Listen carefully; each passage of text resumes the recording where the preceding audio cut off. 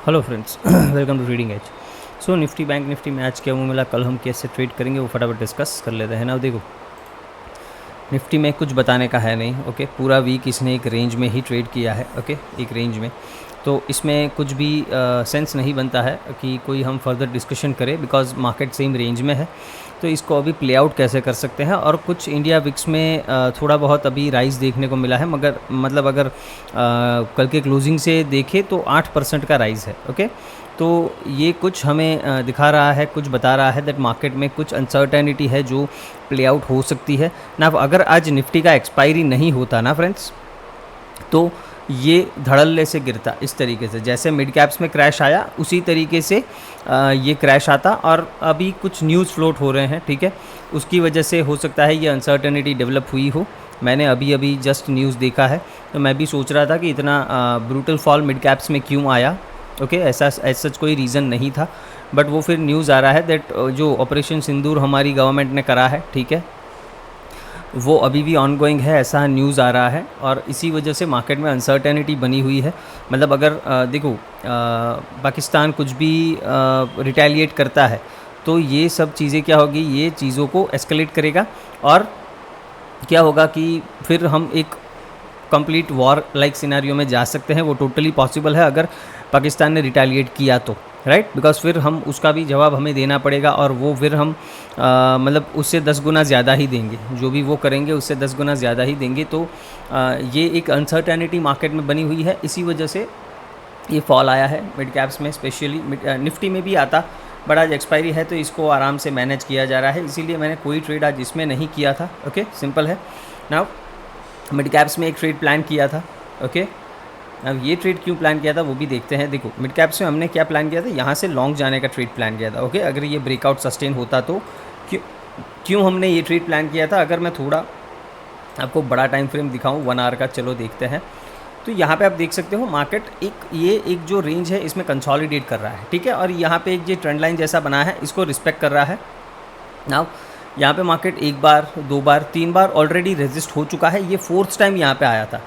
Okay, और important चीज़ क्या है दैट 4th टाइम यहाँ पे आने के बाद देखो, पहले जब भी आया है इधर से सीधा गिरा है, यहाँ से सीधा गिरा, यहाँ से सीधा गिरा।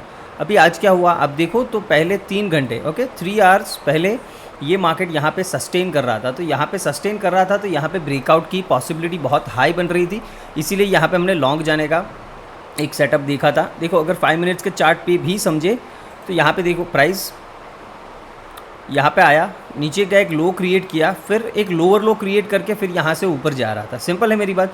तो ये लोज रिस्पेक्ट हो रहे थे, और यहाँ पे ये कंसोलिडेट कर रहा था इस तरीके से, तो यहाँ पे डेफिनेटली एक ट्रेड प्लान बनता था ब्रेकआउट का, बिकॉज ये एक अच्छा सेटअप होता। अगर यहाँ से ब्रेकआउट आता तो एक बहुत ही बढ़िया मोमेंटम, मतलब मिनिमम 300-400 पॉइंट का ये मोमेंटम आने वाले कुछ दिनों में दे देता, तो एक अच्छा सेटअप था। देखो, भले ही ये फेल हुआ, फिर भी मैं ये सेटअप क्यों समझा रहा हूँ। देखो, लॉस हमारा कुछ हुआ नहीं है, 10-12 पॉइंट का आपका ऑप्शन में लॉस हुआ होगा मैक्सिमम, ठीक है, इससे ज़्यादा हुआ नहीं होगा, क्योंकि हमने ये 15 मिनट एफवीजी के रिएक्शन के बाद समवेयर अराउंड यहाँ पे ट्रेड लिया था, और फिर यहीं पे हमने एसएल रखा था 250 पे। तो ऐसा कोई सच कोई बड़ा लॉस नहीं हुआ है, छोटा मोटा लॉस हुआ है, इतना लॉस बेरेबल है। बट अगर ये मूव आता तो हमें ऑप्शन में 10 से 100 पॉइंट्स 80 से 100 पॉइंट मिनिमम मिल जाते। सिंपल है मेरी बात।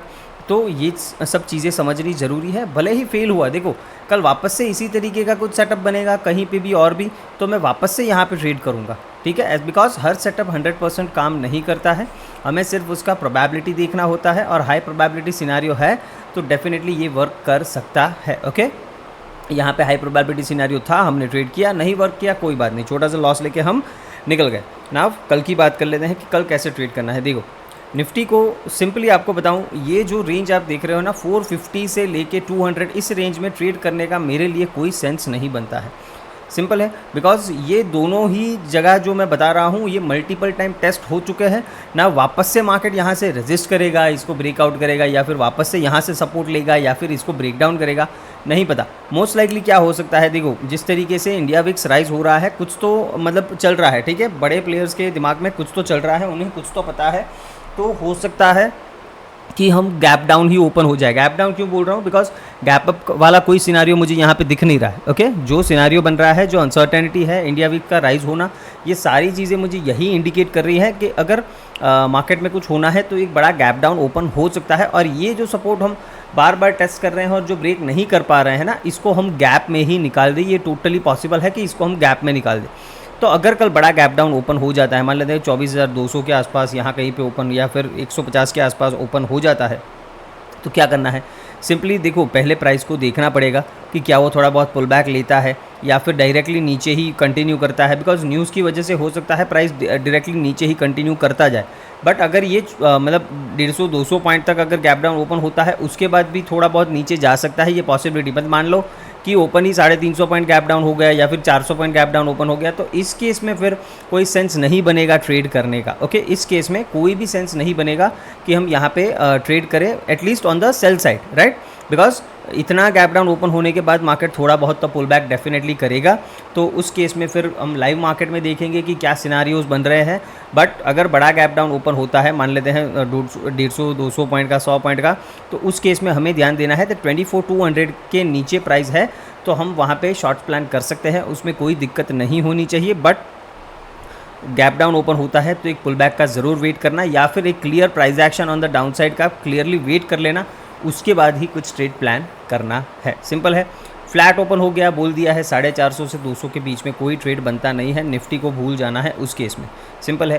गैप अप ओपन हो गया, अगेन छोटा मोटा गैप अप ओपन होता है, कोई दिक्कत नहीं। हमें क्या चाहिए, 450 460, ओके 24 450 460। अगर इस रेंज के ऊपर प्राइस सस्टेन करता है देन अगेन हम ये हाइस तक अटैम्प्ट देख सकते हैं 24,600 तक, और फिर इसके बाद ऊपर गया देन डेफिनेटली हम जा सकते हैं 24,800 तक। वो फिर जब ये क्रॉस होगा तब देखेंगे, पर अभी ऐसा कुछ सिनारियो दिख नहीं रहा है। सिंपल है मेरी बात। बैंक्स की अगर बात करें, बैंक्स में आपको क्लियरली जो हमारा एनालिसिस था वीकली, उसमें भी एक चीज़ आपको बताई थी दैट अगर मार्केट को इस बैंक निफ्टी को ऊपर जाना भी है तो पहले ये लिक्विडिटी ये स्वीप करने आना चाहिए, उसके बाद यहाँ से लॉन्ग्स कुछ बनने चाहिए। तो अभी ये इसने इस लिक्विडिटी को स्वीप करके अभी ये दिखा रहा है कि ये ऊपर जा सकता है, बट इसमें भी वीकनेस आ सकती है 54,500 के नीचे। अगर ये जो आप देख रहे हो इसके नीचे प्राइस सस्टेन होना स्टार्ट हुआ देन सीधा ये जो इक्वल लोज है हम इसको डेफिनेटली टारगेट कर सकते हैं, 54,200 के आसपास है। और अगर इसको भी ब्रेक करता है 54,200 देन हम सीधा 53,700, और वो ब्रेक हुआ तो 53,400 तक नीचे आ सकते हैं। ऑन दी अपसाइड देखो, अगर ये 500 से सपोर्ट लेके ऊपर सस्टेन करता है तो डेफिनेटली यहाँ पे ये स्लो एंड स्टडी ऊपर जाने की कोशिश करेगा, बट एक मोमेंटम वाला ट्रेड तभी आएगा अगर हम 55,000 के ऊपर सस्टेन करते हैं। तो अगर 55,000 के ऊपर हम सस्टेन कर गए एंड सीधा 55,600 एंड उसके बाद 56,000, ये दो लेवल्स तक हम ऊपर जा सकते हैं अगर 55,000 सस्टेन कर दिया बैंक निफ्टी ने। तो मिड कैप्स की बात करें, देखो अभी ये एक मेजर ऑर्डर ब्लॉक पे है। अगर 15 मिनट का चार्ट दिखाऊं तो एक अच्छे खासे ऑर्डर ब्लॉक पे है और इसके नीचे इसमें वीकनेस आएगी। एक बार इसका डेली चार्ट भी देखते हैं। देखो डेली चार्ट देखोगे बहुत ही टाइट कंसोलिडेशन यहाँ पे चल रहा है, ओके बहुत ही टाइट कंसोलिडेशन। ना ये जहाँ पर भी ब्रेक करेगा ना वहाँ पे मोमेंटम 2-3 दिन तक दे देगा आराम से। तो वेट करो अपनी अपॉर्चुनिटी। देखो आज हमने यहाँ पे एक अपॉर्चुनिटी ग्रैब करने की कोशिश की, अगर ब्रेकआउट आ जाता है तो हमें पता था कि यहाँ से एक अच्छा मोमेंटम मिला, ठीक है। नहीं मिला, छोटा सा स्टॉप लॉस दे दिया, कोई दिक्कत नहीं, ओके कोई दिक्कत नहीं। बट फिर हम कल वापस से देखेंगे क्या होता है, कोई अपॉर्चुनिटी बनती है तो वापस से ट्रेड करेंगे। जब ये रेंज टूटेगा ना डेली क्लोजिंग के बेसिस पे ऊपर या नीचे, तब आपको एक अच्छा ट्रेंडिंग मार्केट मिलेगा मिड कैप्स में। तो तब तक के लिए मिड कैप्स में आप इंटरनल सपोर्ट्स देख सकते हो, ठीक है। मतलब 15 मिनट के ऑर्डर ब्लॉक वगैरह है उसके ऊपर ट्रेड कर सकते हो, या फिर रेंज के एक्सट्रीम पे ट्रेड कर सकते हो, राइट। मतलब रेंज के एक्सट्रीम पे यहाँ पे आ गया सेल कर लो, यहाँ पे आ गया बाई कर लो। बट ये भी क्या हो गया है, ऑलरेडी ये 3-3 4-4 बार सपोर्ट और रेजिस्टेंस दोनों टेस्ट हो चुके हैं। तो अभी रिवर्सल ट्रेड करना भी मेरे हिसाब से अच्छा मतलब सिनारियो नहीं होगा। तो शांति से वेट करिए कि क्या हम 11,900 को ब्रेक डाउन करते हैं या फिर 12,300 को 280 को ऑन दी अपसाइड ब्रेक करते हैं। जहाँ पर भी ब्रेक करेगा फिर हम कुछ ट्रेड अपना प्लान कर सकते हैं, राइट। तो अगर 15 मिनट्स का चार्ट देखूँ और लेवल्स ऑन कर लूँ तो सिंपल है, कल अगर ये फ्लैट ओपन हो जाता है, ओके फ्लैट ओपन हो जाता है और ये जोन को सस्टेन करता है, मतलब 12,050 के ऊपर अगर ये सस्टेन करता है तो डेफिनेटली यहाँ से एक बाउंस मिल सकता है टूवर्ड्स वापस से 12,250 300 तक वापस से एक बाउंस देखने को मिल सकता है, ओके। अगर 12,050 के नीचे हम सस्टेन करना स्टार्ट करते हैं, 10-15 मिनट इसके नीचे रुक गए या फिर एक प्राइस एक्शन इसके नीचे बना दिया, तो डेफिनेटली हम जा सकते हैं 11,900 तक, ये लोज तक, और फिर इसको ब्रेक किया देन हम 11,750 ये जोन तक हम डेफिनेटली आ सकते हैं, राइट, सिंपल है। गैप अप ओपन हो गया, इस एरिया को सस्टेन कर रहा है और प्राइस एक्शन बना रहा है, हम लॉन्ग्स करने के लिए देख सकते हैं, मतलब प्राइस ऊपर डेफिनेटली जा सकता है, टोटली पॉसिबल है। ओके, गैप डाउन ओपन हो गया, अगेन छोटा मोटा गैप डाउन है, 12,050 के नीचे सस्टेन हो रहा है, यहाँ से मार्केट नीचे जाना चाहिए, पहला टारगेट ये हो सकता है। बड़ा गैप डाउन ओपन हो गया, मान लेते हैं ओपन ही यहाँ कहीं पे हो जाता है 11,900 के आसपास, तो उस केस में सिंपली एक पुल बैक का वेट करेंगे। फिर अगर 12,000 20 30 इसके आसपास से रेजिस्ट करता है तो वहाँ से वापस से एक मार्केट नीचे का करेक्शन दे सकता है, तो उस तरीके से आपको अपना प्लान करना रहेगा, राइट। अभी देखो वीकनेस डेफिनेटली मार्केट में दिख रही है, इसमें कोई दो राहें नहीं है, बिकॉज इंडिया विक्स का अगर चार्ट देखें, देखो ये अभी भी ऊपर जा रहा है, ये कितना प्लस है 7%, मतलब अगर यहाँ से हम देखें, नीचे से अगर हम देखें, ये मान लेते हैं ये कल का क्लोजिंग था, इससे तो आ रहा है, बट हम लोज से अगर हम देखें तो ये ऑलरेडी 12%, मोर देन 12% ये राइज हो चुका है, तो डेफिनेटली कुछ ना कुछ यहाँ पे सिनेरियो अच्छा नहीं बन रहा है फॉर मार्केट, ये दिख रहा है, बिकॉज विक्स का इतना बढ़ना ये अच्छी बात नहीं है। ओके, बिग प्लेयर्स को कुछ पता है जो हमें नहीं पता है, तो मार्केट में कल मोस्ट लाइकली कुछ ना कुछ तो सिनेरियो बनेगा, राइट।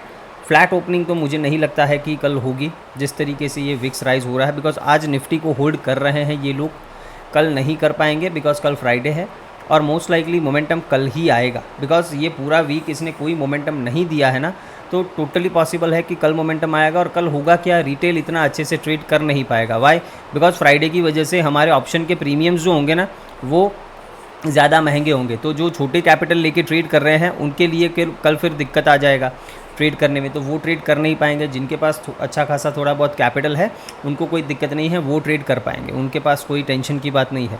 बट अगर मान लेते हैं आप 20-25 हज़ार लेके बैठे हो, ठीक है, तो इसमें दिक्कत क्या होगी कि आप ट्रेड करोगे, मतलब 1-2 लॉट से ज़्यादा आप इसमें कर नहीं पाओगे, और इसमें भी लॉस हो गया तो 4-5 हज़ार का लॉस होना 2 लॉट में आजकल निफ्टी में कोई बड़ी बात नहीं है।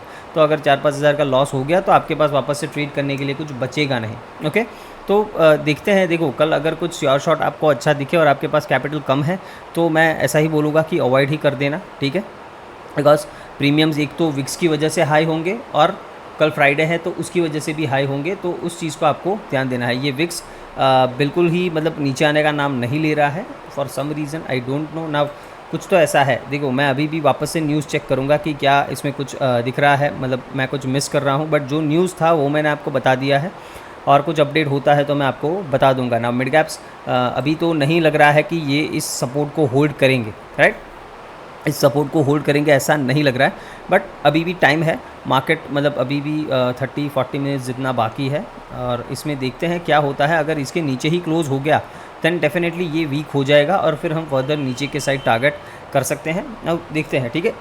ओवरनाइट कोई भी कॉल साइड की पोजीशन कैरी मत करना, ओके, बुल बन के कोई भी मत जाना, बिकॉज इतना विक्स का राइज होना इज़ इंडिकेटिंग समथिंग, तो बिल्कुल भी ध्यान रखना, ओवरनाइट कॉल्स या फिर लॉन्ग की पोजीशन बिल्कुल भी क्रिएट नहीं करनी है। ओके, होप आपको एनालिसिस पसंद आया है। वीडियो को लाइक शेयर एंड सब्सक्राइब जरूर करना है friends. Thank you very much.